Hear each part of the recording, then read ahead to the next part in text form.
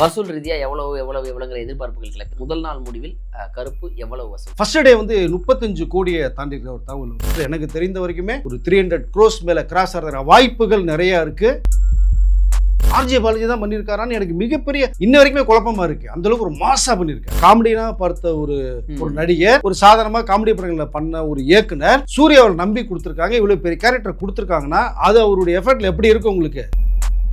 கிட்டத்தட்ட பார்த்தீங்கன்னா 7 லட்சம் டிக்கெட்டுகளுக்கு மேலே விற்பனை செய்யப்பட்டு ஒரு பெரிய ரெக்கார்டை பண்ணியிருக்கு. லியோவும் கூலிக்கும் பிறகுதான் இந்த படம் வந்து மிகப்பெரிய லிஸ்ட்ல வந்திருக்கு உங்களுக்கு. அதை காந்தாராவுக்கு அடுத்து ஒரு படம் மண்ணிலேயே நம்ம நிறைய பேசிட்டு இருந்தோம். காந்தாரை விட ஒரு ஸ்டெப் அதிகமாக வந்து இந்த படம் வந்து கண்டிப்பா சொல்லலாம். கருப்பு குறிப்பா அந்த படத்துல கொண்டாடப்பட வேண்டிய நபரை இவர் நாமனா சாயபேங்க அணியோட கேம்பஸ் வந்தவர் தானங்க. அது அணியோட பேக்ரவுண்ட் ஸ்கோர் எல்லாம் சாயபேங்கருடைய ஷேர் அதில் இருக்கு. இதுல வந்து படத்துக்கு என்ன தேவையோ மனுஷன் தெரிவிக்க விட்டுருக்காங்க.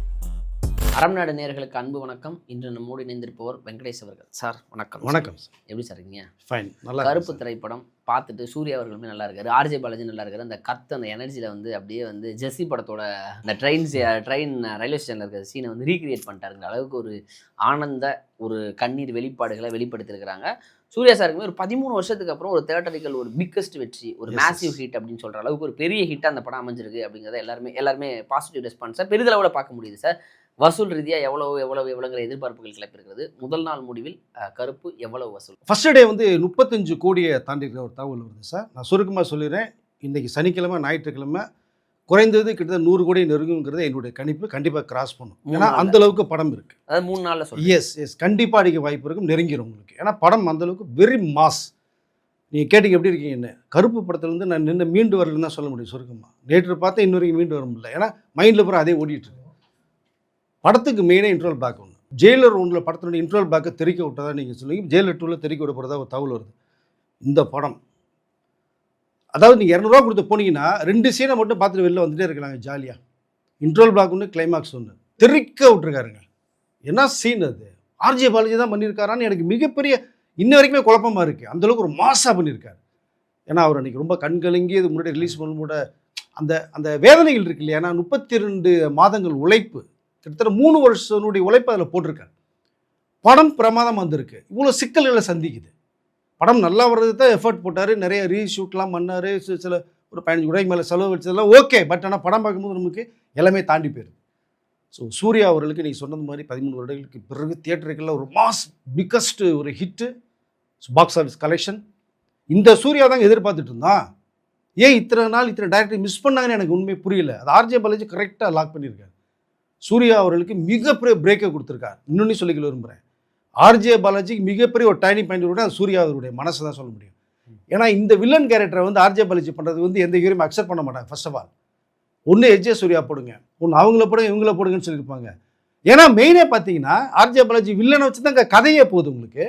டக்குன்னு எஸ்ஜே சூர்யா நீங்கள் ஆர்ஜே பாலாஜி அந்த நல்லா கச்சிதமாக பண்ணியிருக்காரு. பட் எஸ்ஜே சூர்யாலாம் இருந்திருந்தா மிரட்டி விட்டுருப்பாரு சார். இல்லைங்க, அது வந்து வேற ஜோனல் இருக்கும் நீங்கள் போகிறது. ஆனால் இங்கே நம்ம காமெடியாக பார்த்த ஒரு நடிகர், ஒரு சாதாரணமாக காமெடி படங்களை பண்ண ஒரு இயக்குனர் சூர்யாவை நம்பி கொடுத்துருக்காங்க. இவ்வளோ பெரிய கேரக்டர் கொடுத்துருக்காங்கன்னா அது அவருடைய எஃபர்ட்ல எப்படி இருக்கும் உங்களுக்கு? அந்த அழகினுடைய காரணம் அதுதான். நம்ம இவ்வளோ நம்பி கொடுத்த ஒரு கேரக்டர், இவ்வளோ எஃபர்ட் போட்டு பண்ணியிருக்கோம். படம் பார்க்கும்போது எல்லாம் பார்த்தோம் நல்லா இருக்குன்னு சொன்னால் எனக்கு வந்து ரிசல்ட் எனக்கு முன்னாடி சொல்லியிருக்கேன்.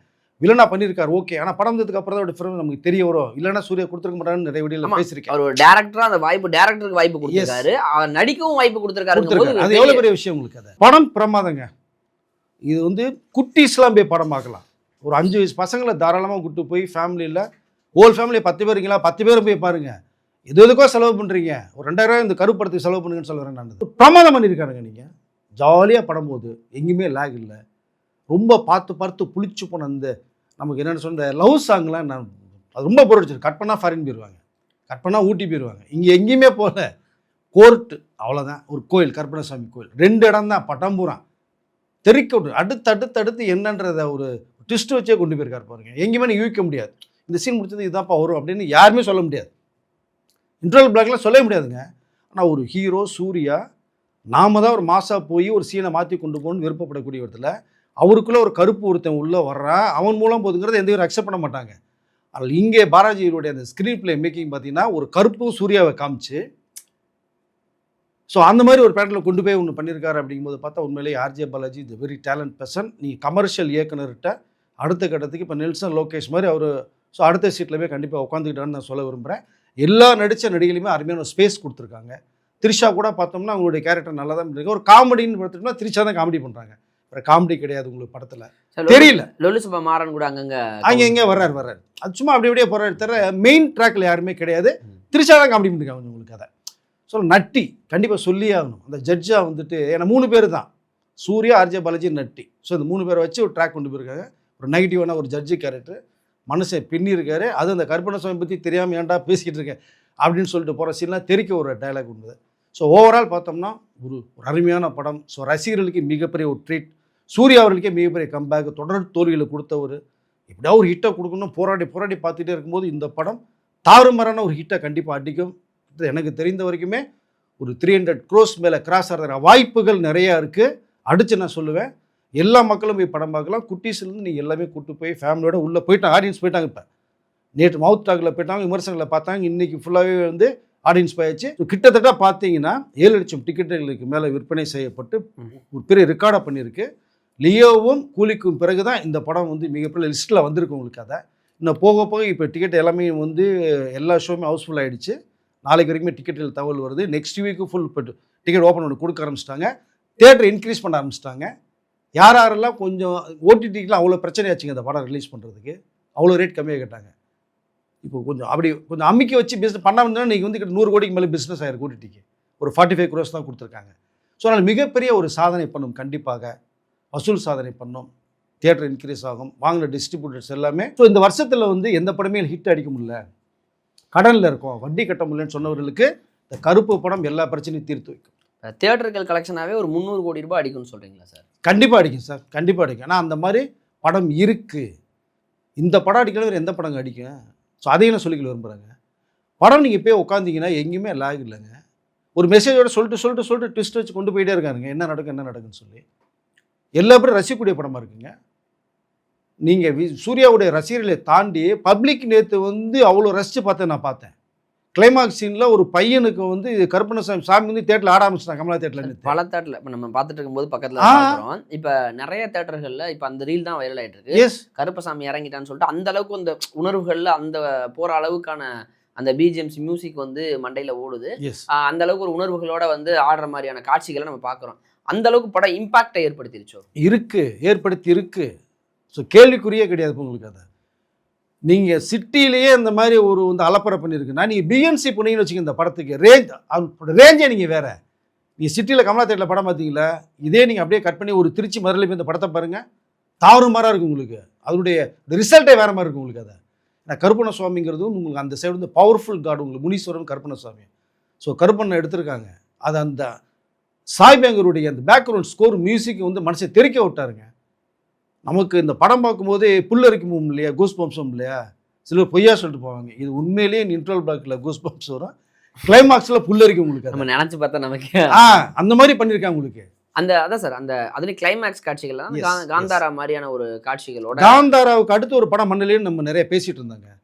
காந்தாரை விட ஒரு ஸ்டெப் அதிகமாக வந்து இந்த படம் வந்து கண்டிப்பாக சொல்லலாம். கருப்பு அந்த அளவுக்கு மேக்கிங் பண்ணியிருக்காங்க. சூப்பராக பண்ணியிருக்காங்க. த்ரெட்டு ஒன்று கரெக்டாக வந்து நீட்டில் கொண்டு போயிருக்காரு. எங்கேயும் வந்து லேக் இல்லை, மிஸ்டேக் இல்லை, ஸ்க்ரீன் பிளே ட்ரீட்மெண்ட் கிளியராக பண்ணியிருக்காரு அஜய் பாலாஜி. உண்மையில அவர் பாராட்டே திருணுங்க அவர். எனிவே சார், ஒரு 13 வருஷமாக காத்துக்கிட்டு இருந்த சூர்யாவுக்கு இந்த படம் ஒரு சின்ன கம்பேக் கிடையாது, ஒரு பெரிய கம்பேக். இப்போ இது மேபி அந்த கடன்லாம் பெரிதளவில் சிக்கியிருந்தாங்க. ஏன்னா சூர்யா அவர்கள் நிறைய பொறுப்பேற்றினார். அது எல்லாமே விடுபடுறதுக்கான ஒரே படமாக அது அமைஞ்சிருமோ? கண்டிப்பாக அமைஞ்சிருங்க. இல்லை நம்ம அதாவது ஒரு ஹீரோ எப்போயுமே வந்து நம்ம படம் ரிலீஸ் ஆகணும் சில சிக்கலில் பண்ணால் ப்ரொடியூசருக்கு சில பிரச்சனையை சால்வ் பண்ணி கொண்டு வருவாங்க, பிரச்சனை இல்லை. ஆனால் இந்த படம் நிறைய படங்கள் தோல்விமல் கங்குவாலிலுக்கு 100 கோடி ரூபாய்க்கு வந்து ஒரு கேரண்டி கொடுத்துருக்காரு சூர்யா. அவ்வளோ சுமைகள் அவர்கிட்ட இருக்குது, மன அழுத்தங்கள் இருக்குது. இப்போ இதுலேயும் 30 கோடி ரூபா வந்து இது கேரண்டி கொடுக்கும் தான் படமே ரிலீஸ் ஆச்சு நேற்று. அவர் தம்பி கார்த்திகம் 10-20 கோடி ரூபாய்க்கு மேலே கேரண்டி கொடுத்துருக்காரு. ஸோ இவ்வளோ பிரச்சனைகளை சந்தித்து இந்த படம் ஹிட் அடிக்கும் அப்படிங்கிற ஒரே நோக்கம் தான் அவருக்கு இருந்தது. பார்த்துட்டாங்க, எல்லாமே பார்த்து படம் சூப்பர்னாங்க. அப்போ ஆடியன்ஸை கொடுத்து அவங்க ஹிட் அடிச்சிருவாங்க. அதான் இப்போ ஆல்மோஸ்ட் எல்லா பிரச்சனையும் ஒரே படத்தில் வந்து எல்லாமே கிளியரன்ஸ் ஆகிடுச்சு உங்களுக்கு. எல்லா பிரச்சனையும் இந்த படத்தில் இந்த கருப்பணசாமி டோட்டலாக எல்லாருமே காப்பாற்றிட்டேன்னு தான் சொல்ல முடியும். நேற்று தியேட்டர்லேருந்து நான் வெளில வரும்போது பசங்க சொல்லிட்டு போகிறது, கருப்பு சூப்பராக இருக்கியா, தயவுசெய்து கருப்பு சரியில்லைன்னு சொன்னால் கருப்பணசாமி யாரையுமே சும்மா விட மாட்டேன்ட்டு போகிறேன். ஏன்னா நல்லா இருக்கிற படத்தை நம்ம நல்லா இருக்குன்னு தான் சொல்லணும். நம்ம ஸோ கங்குவா சரியில்லாமல் எடுத்தாங்க, ஏன் பண்ணீங்கன்னு கேள்வி கேட்டோம். கருப்பு பிரமாதம் பண்ணியிருக்காங்க, சூர்யா விளையாடி இருக்காரு. அதெல்லாம் உண்மையிலே அந்த அந்த கேரக்டர் கருப்புன்னு அந்த கிளைமாக்ஸ்லாம் அந்த ஓல்டு கெட்டப்பில் வர்ற அந்த கெட்டப், அந்த ஐபால், அந்த மிஸ் எல்லாம் ஆடுற ஆட்டமும் செய்யும் பறக்குதுங்க, தீயாக பறக்குது. கருப்பண்ணசுவாமி ஆண்களுக்கு தான் வரும்னு கேள்விப்பட்டேன். நீங்கள் இந்த படம் பெண்களுக்கு கருப்பண்ணசுவாமி தான் ஆச்சரியப்படுறதுக்கு உங்களுக்கு அந்த வீடியோக்கெல்லாம் வந்துருச்சு இல்லை? அப்புறம் இதுக்கு மேலே என்ன, நீங்கள் மதுரையில் அலவர்கள் பக்கத்தில் 18ஆம் படிக்கிற கருப்பண்ணசுவாமி இருக்குது உங்களுக்கு. இந்த கதவுக்கு தான் நீங்கள் பூஜையே பண்ணுவாங்க, வருஷத்துக்கு ஒரு தடவை முன்னே அப்பப்போ திறந்து வச்சுட்டு இருந்தாங்க. அந்த கருப்பண்ணசுவாமி கோயிலில் இன்றைக்கி தாறுமாறான வந்து கொண்டாடிட்டுலாம் மக்கள் வர்றாங்க.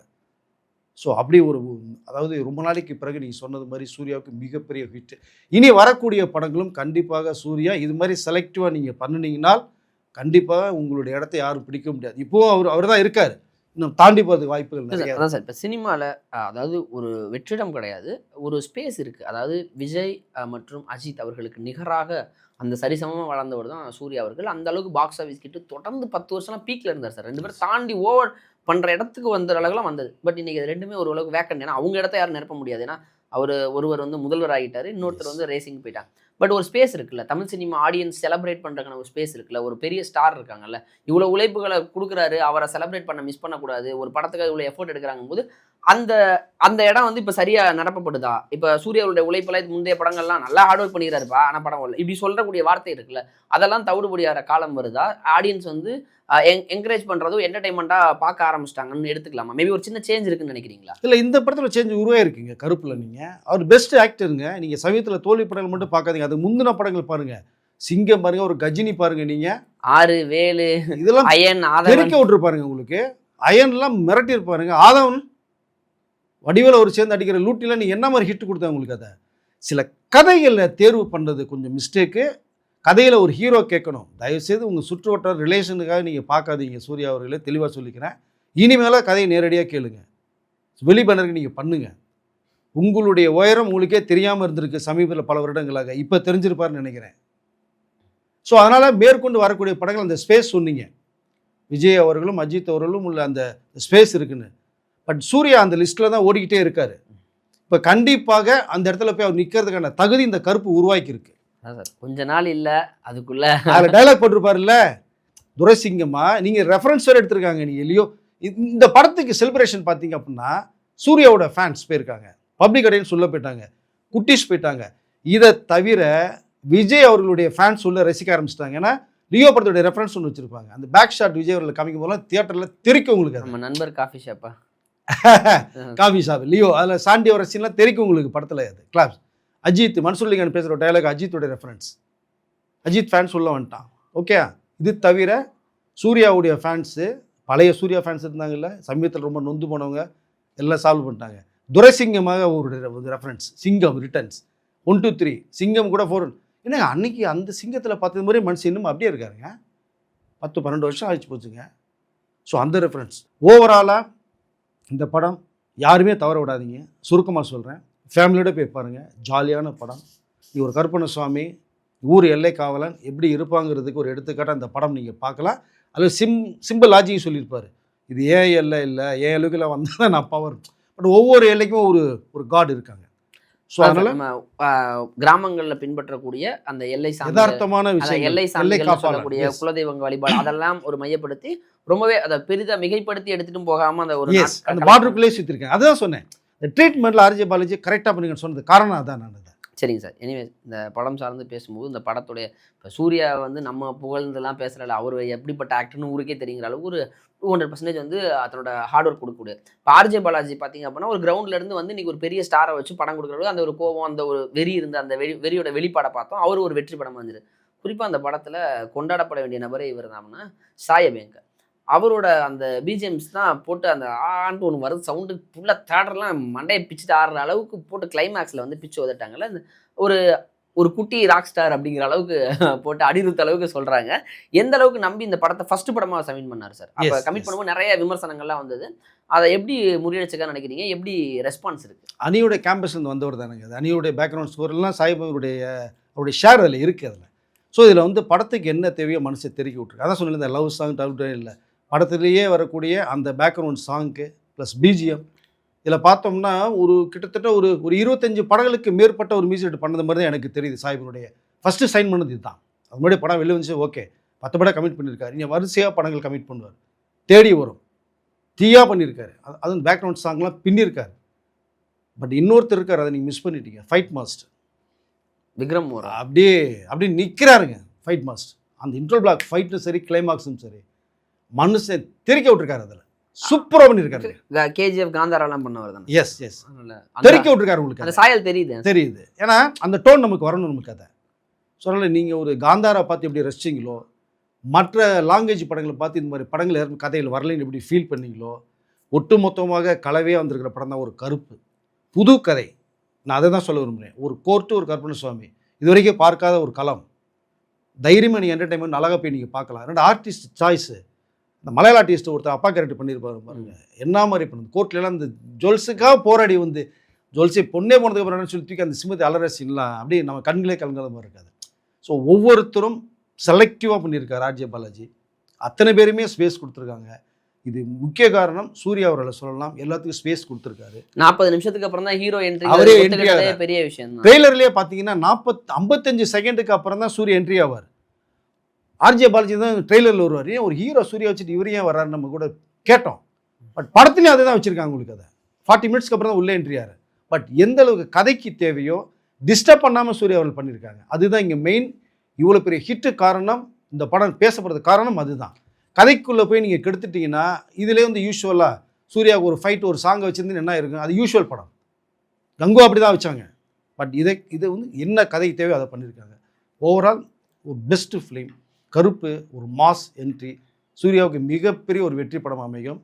சாலிடாக ஒரு 300 கோடியை தொடும் நம்பிக்கை எனக்கு இருக்குது. எல்லா பேரும் போய் தாராளமாக நீங்கள் பாருங்கள் படத்தை. நிச்சயமா சார். எனிவேஸ், தமிழ் சினிமாவை தாண்டி தெலுங்குல மிகப்பெரிய ஓப்பனிங் வச்சிருக்க ஹீரோவாக சூர்யா அவர்கள் இருந்தார்.